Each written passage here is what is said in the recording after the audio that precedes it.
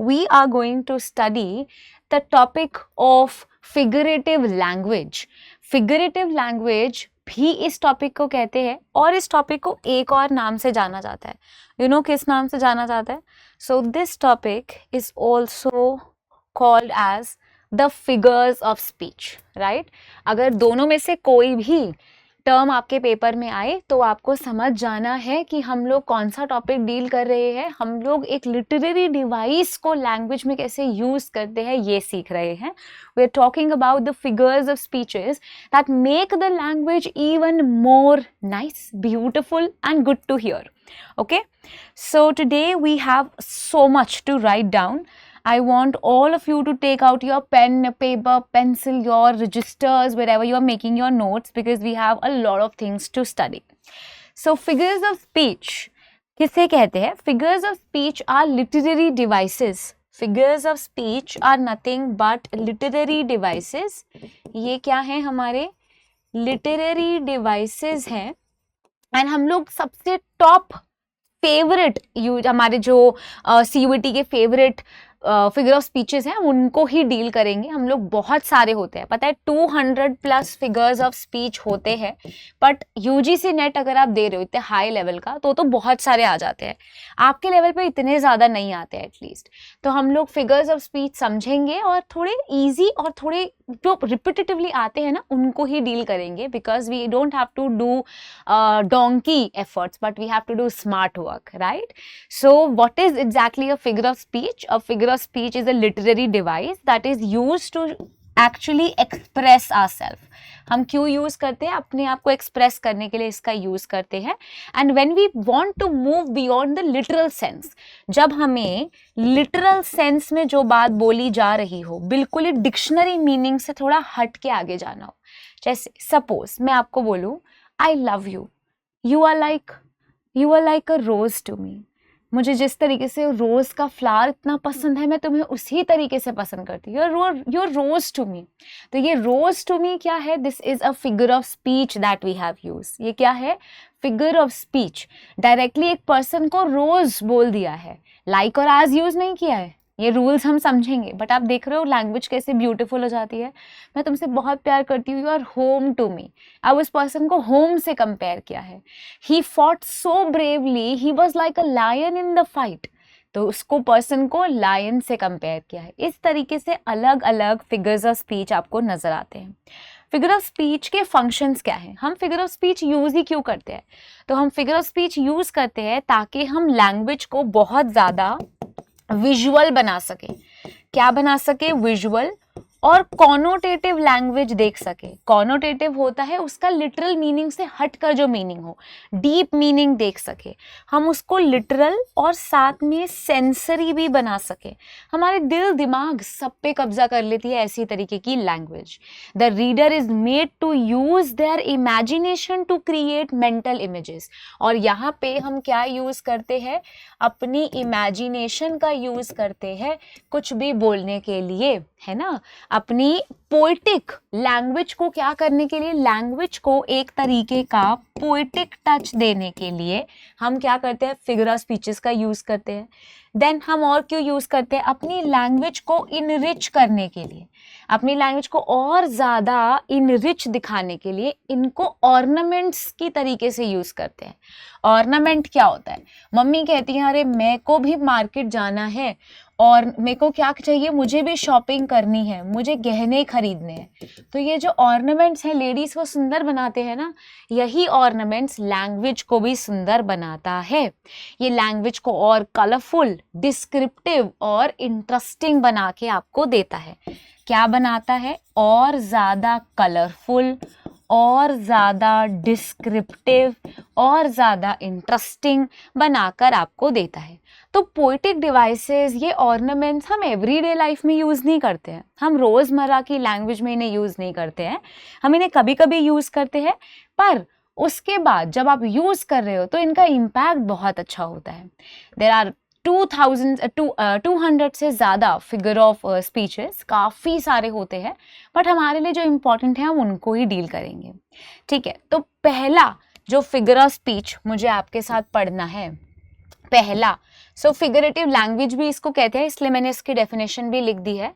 Figurative language क्या होता है? Figurative language, figurative language is a language that means more than what is it is saying at the surface, है ना। ये surface से ज्यादा नीचे जाके बात करती है। सरफेस का मतलब क्या होता है? सरफेस का मतलब होता है डेनोटेटिव मीनिंग। अरे डिक्शनरी में चेक कर लो, मीनिंग मिल जाएगा। लेकिन हमें जाना है डीप, उसे हम क्या बोलते हैं? Connotative meaning. जैसे मैंने बोला you are home to me, क्या तुम मेरे घर हो? मैं तुम्हारे अंदर रहती हूँ? नहीं ना, तुम मेरे लिए उतने ही प्यारे हो जैसा मेरा घर, या फिर तुम मेरे को जैसे घर से प्यार मिलता है, वार्मथ मिलती है, मुझे तुम्हारे साथ रह के मिलता है।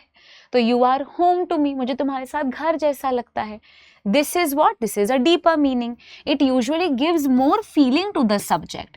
The writer uses as a tool to paint a picture for you. एक तरीके की ब्यूटीफुल पिक्चर पेंट हो जाती है with the help of words. ये आपकी पिक्चर को रियल और ब्यूटीफुल बनाने के काम आता है।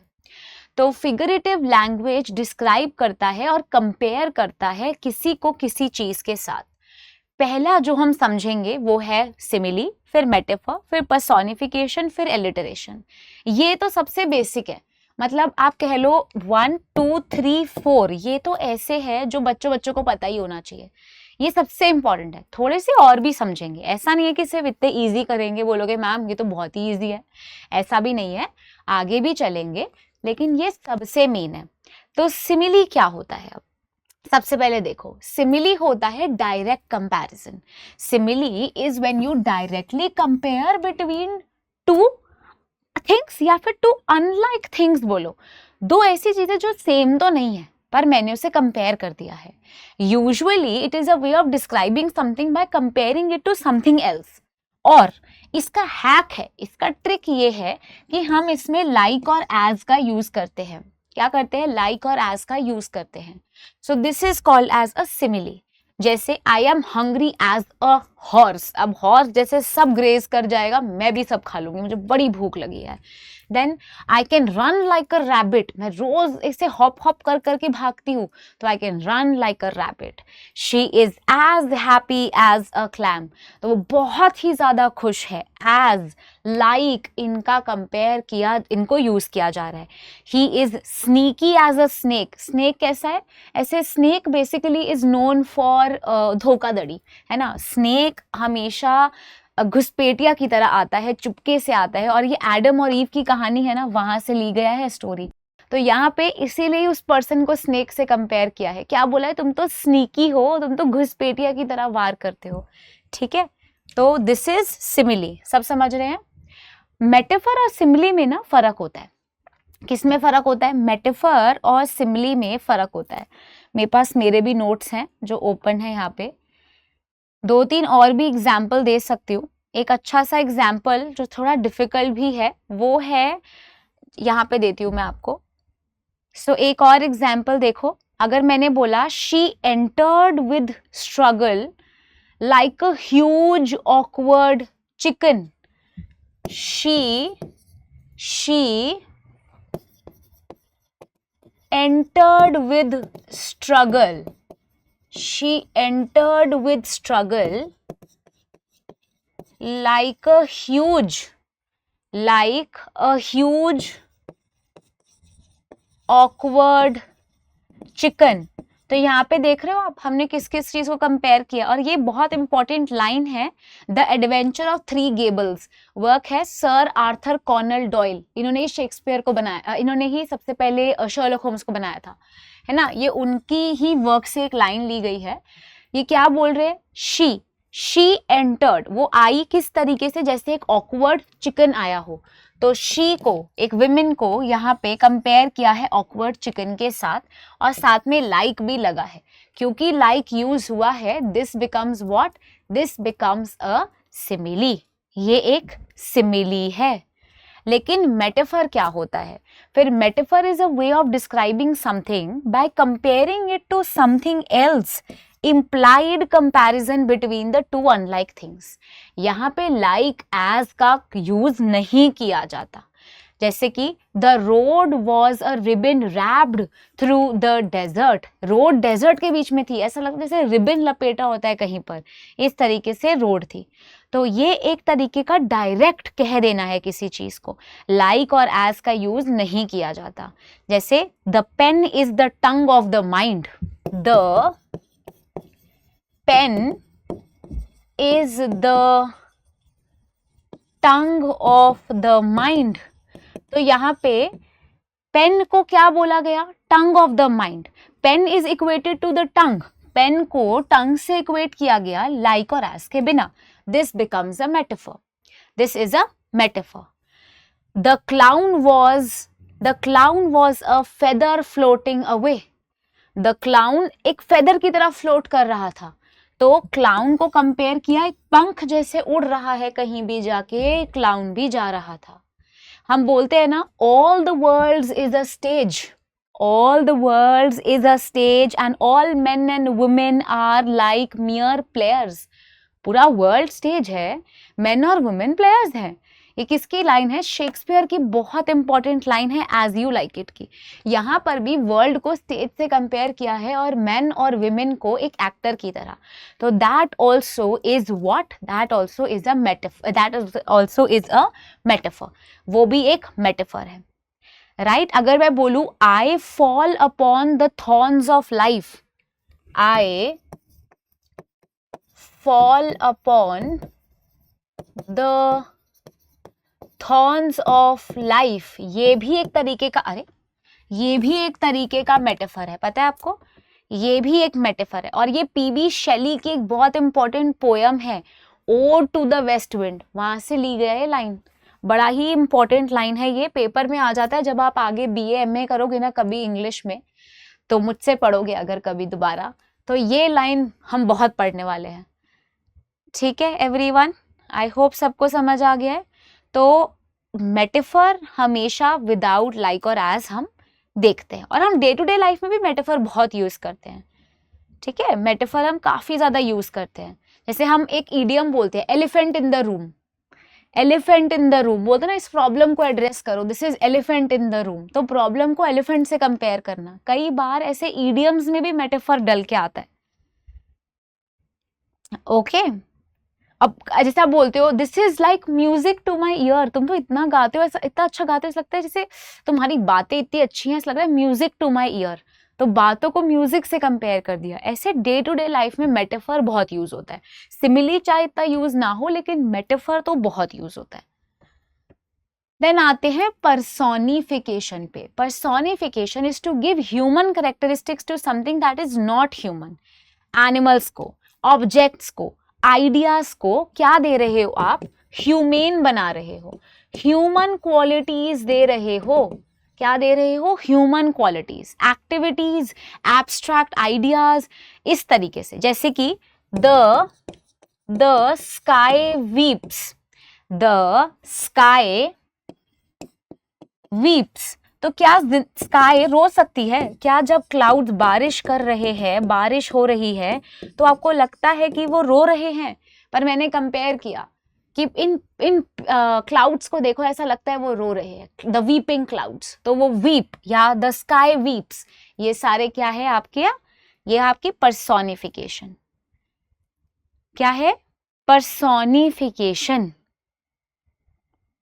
ओके अब जैसे कि एक शेक्सपियर की एक लाइन है बहुत अच्छी, रोमियो एंड जूलियट की, when well apparelled April on the heel of limping winter treads. तो अप्रैल को एक विंटर की, एक क्या कह सकते हो, ह्यूमन की तरह, ट्रेंड्स की तरह कंपेयर किया गया।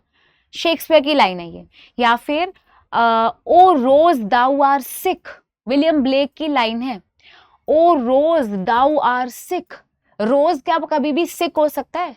रोज कभी बीमार हो सकता है? नहीं ना। That is called as your personification. The flowers danced in the air या डांस्ड इन द विंड, हमारे फूल नाच रहे हैं, ऐसा नहीं हो सकता ना। The friendly gates welcomed us, ये गेट्स जैसे ही हम आए ब्यूटिफुली खुला, so the friendly gates welcomed us, वो ऐसा लगा हमें वेलकम कर रहा है. Then the hurricane's winds are yelling, hurricane जो है ऐसा लगता है इतना जोर से आ रहा है जैसे चिल्ला रहा हो. तो ये सारे हमारे पर्सोनिफिकेशन है. देन पर्सोनिफिकेशन के बाद वी हैव एलिटरेशन. पर्सोनिफिकेशन के बाद वी हैव एलिटरेशन. अब एलिटरेशन भी बड़ा ही इजी फिगर ऑफ स्पीच है. Alliteration is repetition of the first consonant, and mark my word, consonant sounds. ये किसकी साउंड है? कॉन्सोनेंट. अगर वॉवल की साउंड होती तो वो एसोनेंस बन जाता है, तब वो फिगर ऑफ स्पीच ही बदल जाएगी बेसिकली.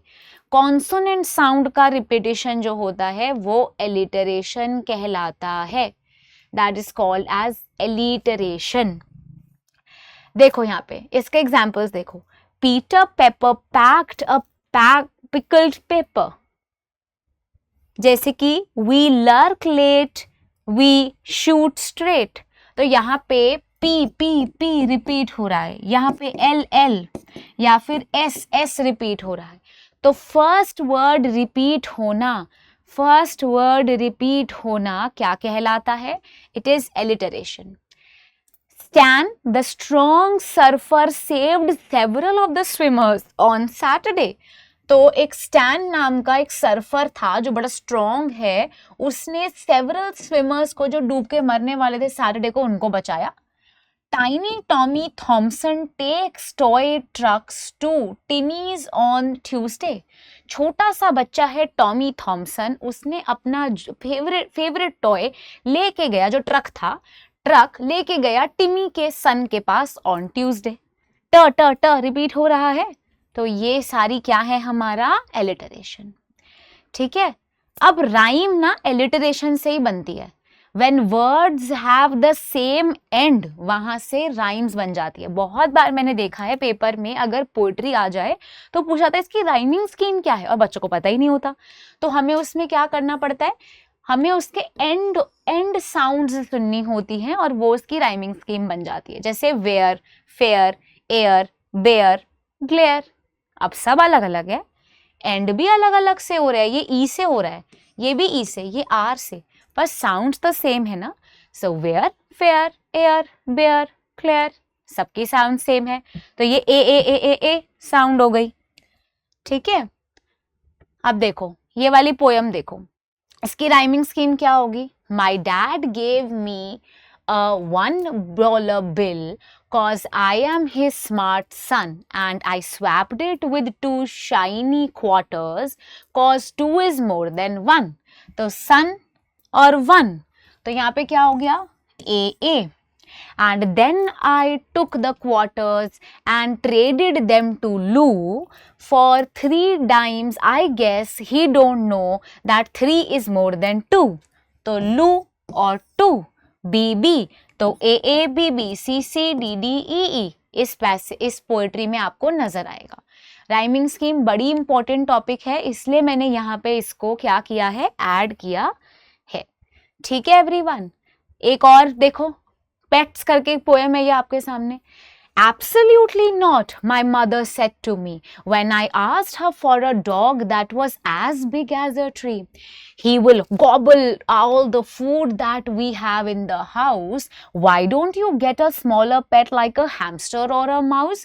मैंने मम्मी को बोला कि मम्मी ट्री जैसा बड़ा एक डॉगी पसंद आया है. तो मम्मी ने कहा वो सब खाना खा जाएगा, तुम छोटा सा पेट कोई लो, है ना. नहीं तो जैसे कोई हैमस्टर ले लो या माउस ले लो. But a mouse aren't quite large enough to get the job done right. He has got to be there by my side when my brother wants to fight. पर मैं तो चाहती हूँ जो मुझसे लड़ना चाहते हैं तो डॉगी मेरी तरफ से लड़े, जब मुझसे भाई लड़ेगा तो. लेकिन अगर मैंने माउस ले लिया तो वो मुझे कैसे बचाएगा? ये आपकी पोयम है और इसका राइमिंग स्कीम क्या है? मी tree, A, house, mouse, B. Then you have enough, right, side, fight. सब अलग अलग है. तो C, D, क्योंकि right और fight साथ साथ मिलता है. अब एग्जाम की तैयारी को और बेहतर करने के लिए हमारे चैनल को लाइक, शेयर और सब्सक्राइब करना ना भूलें.